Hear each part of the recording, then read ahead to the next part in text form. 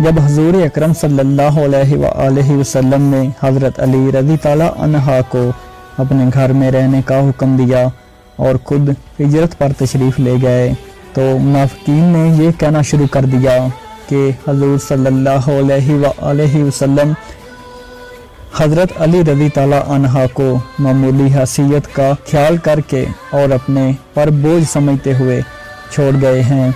मुनाफिकीन की ये बातें हज़रत अली रज़ी ताला अन्हा तक पहुंची तो आप रज़ी ताला अन्हा ने अपना असला उठाया और निकले, यहाँ तक कि नबी करम सल्लल्लाहु अलैहि वसल्लम के पास पहुँचे।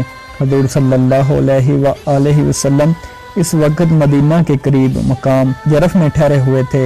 हज़रत अली रज़ी ताला अन्हा की आंखों में आंसू भर आए और अर्ज़ किया, ऐ अल्लाह के नबी सल्लल्लाहु अलैहि वसल्लम, मुनाफिकीन ये कह रहे हैं कि आप सल्लल्लाहु अलैहि वसल्लम मुझे इसलिए छोड़ आए हैं कि आप मुझे अपने लिए बोझ समझते हैं और मुझे कम हैसियत ख्याल करते हैं। नबी करम सल्लल्लाहु अलैहि वसल्लम ने सख्ती से फरमाया कि वो झूठ बोलते हैं, मैंने तो महज इन अमानतों की वजह से तुझे पीछे छोड़ा था। अब तुम वापस जाओ और मेरे अहलो दयाल और अपने अहले दयाल की खबरगिरी करो।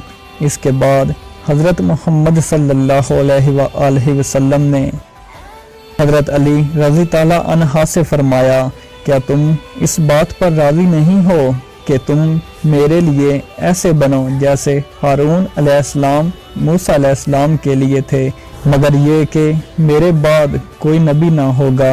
यह सुनकर हज़रत अली रज़ी ताला अन्हा का रंजो गम दूर हो गया और होंठों पर मुस्कुराहट की लहर दौड़ गई।